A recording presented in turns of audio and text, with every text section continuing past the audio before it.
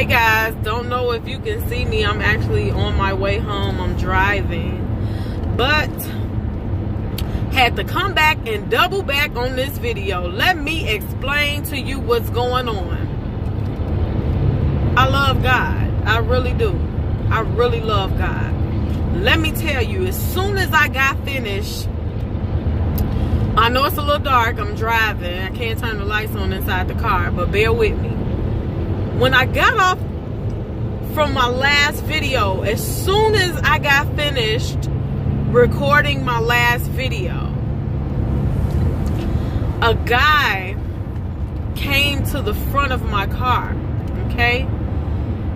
Now, he said that, you know, he gave me his name, showed me his ID, gave me his address, showed me his bank card, showed me a cab service that he continuously uses. He said that his mother had a blood clot in her brain, and he and his wife were trying to get to the hospital. Okay?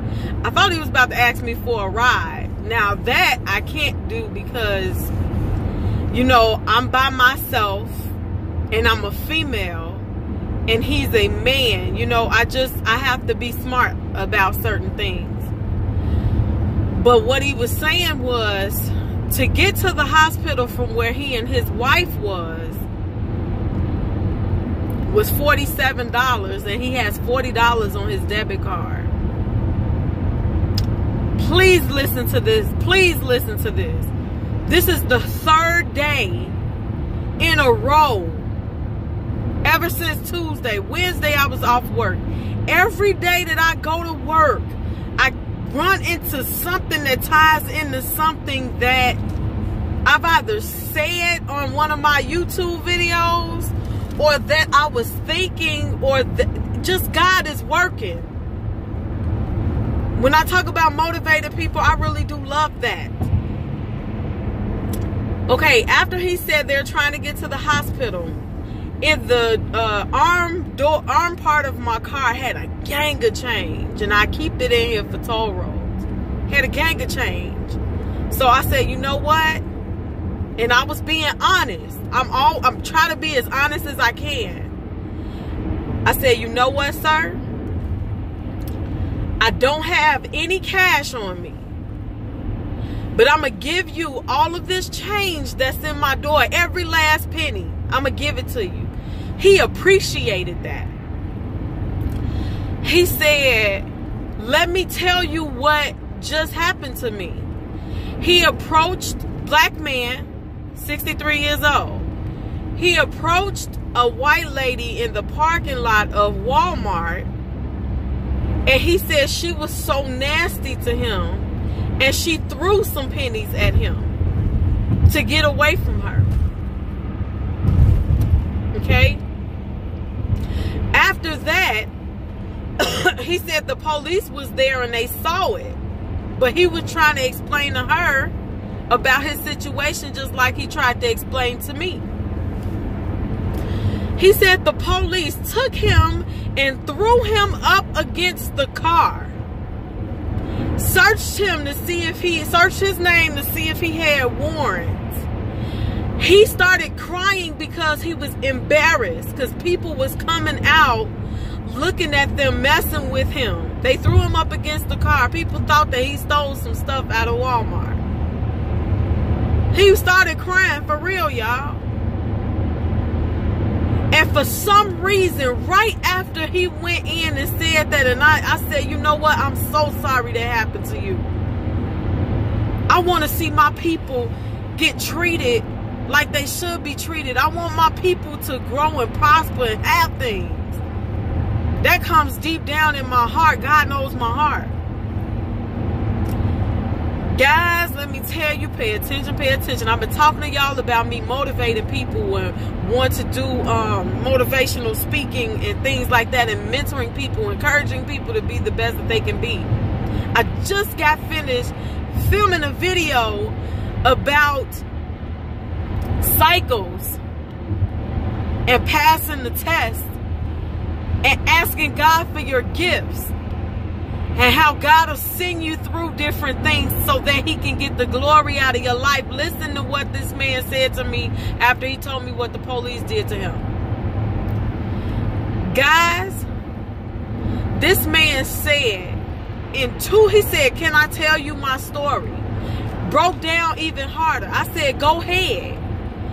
And the reason why I told him to go ahead and tell me his story is I can't motivate people and encourage people to live their best life if I can't tolerate or listen to what they've been through to encourage them. Okay? That's why I told him, go ahead. Tell me. You know, he was passionate. I seen this man literally crying in front of me. Real tears. Okay? He said in 2010, he said in 2010 he was drunk driving. He had 38 DUIs, okay? He said that he went out one night, got into a bad car accident.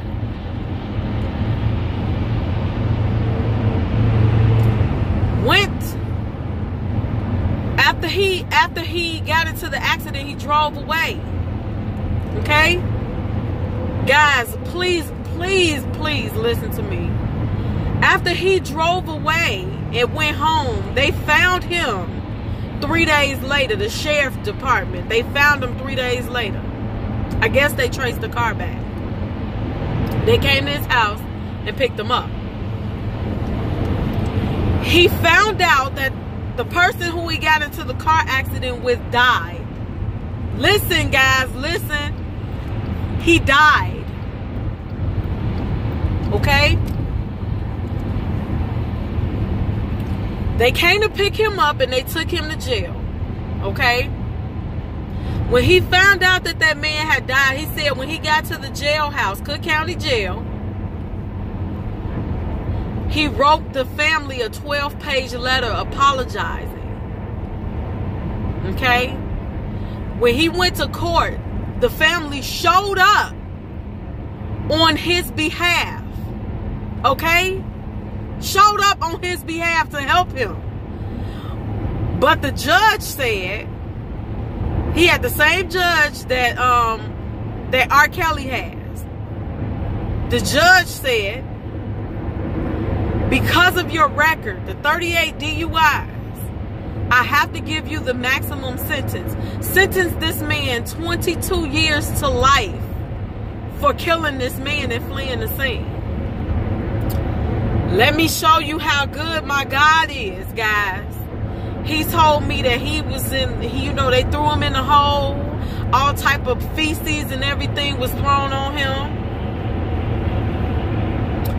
Y'all, he broke down to his knees while he was talking to me. He said, I don't know what happened. I said, God, you saying you don't know what happened, and I know what you about to tell me. God happened. He said,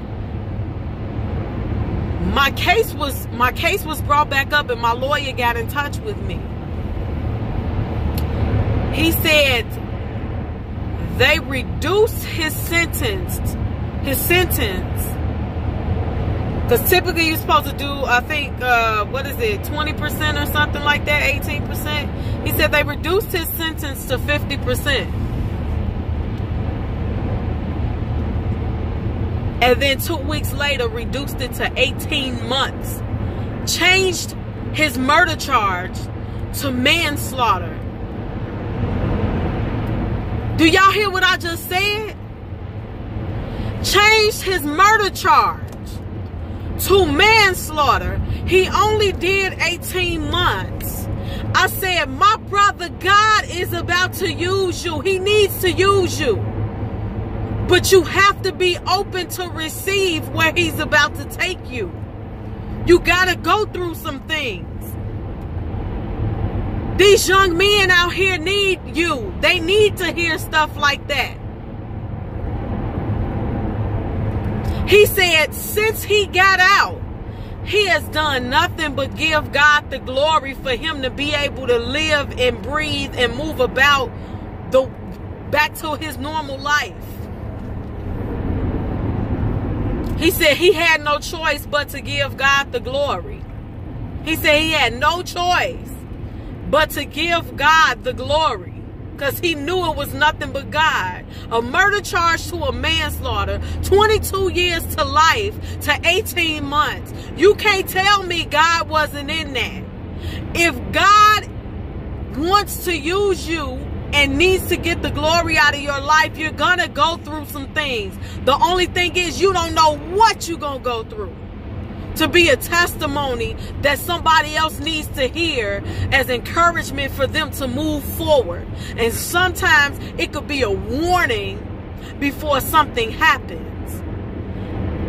But if you don't get out here and tell your testimony and tell your story, God can't get the glory out of your life, because you ain't helping nobody. You keeping it to yourself. You going through it for a reason. Before he left, he said, Liz, God bless you, sister.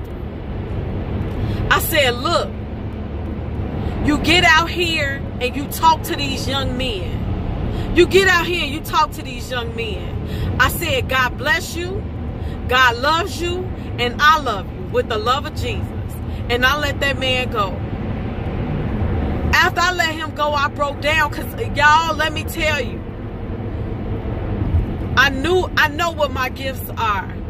And I asked God to show me and let them come forth every day. For the past 3 days since I've been at work, I've been running into people that have situations and they don't know what to do.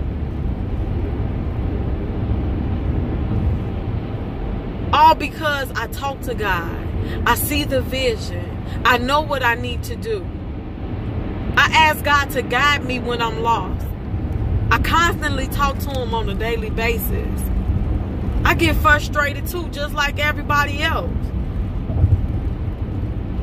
Just because you want to be a motivational speaker or have your own business don't mean you don't go through things that everybody else go through. Come on. We are human. We're all human. We're going to go through some stuff. You just don't know. One might be worse than the other. He even told me he went up to a man in an Escalade truck that had a big knot of money. He pulled out a big knot of money and told him he couldn't help him. He said he could have gave me at least a couple singles. That's all. But I told him like this. Let me tell you something. And this for my people that don't like to help people. It ain't about what they gonna do with it when you give it to them. That's not what it's about. It's about, will you help them? If you can't help them, how you want God to turn around and help you? You begging for God to help you, but you won't even help somebody who can't help themselves. All they ask for is some change. They don't even care how much you give them. They just want something to add up. If they go and smoke that, guess what? Now that's between them and God. That ain't got nothing to do with you. But what does have something to do with you was the fact that you gave. And God saw that. Because guess what? God can turn their situation to your situation in a heartbeat. Don't think you too good not to be out here like that. Because you don't understand the suffering. Look at me right now. Like I told y'all in my previous videos, I used to tell people, no, no, thank you. No, before they even said anything. No, no, thank you. No. And now look at me. They saying it to me. It's happening to me. You see how God flipped that thing and made it my situation just so I can understand? And once I get it, guess what's going to happen? God going to bless me. Once I get it, it's a test. It's a test. Pray and cover the city. Cover the people in the city. Y'all, I just needed to share that with you guys just so you can understand exactly what I'm talking about and where I'm coming from. Again, y'all have a blessed and safe evening. And I'll be putting out another video tomorrow. Like, share with somebody that needs to hear this message. Subscribe to my page. Okay? I love y'all with the love of God, and y'all be blessed.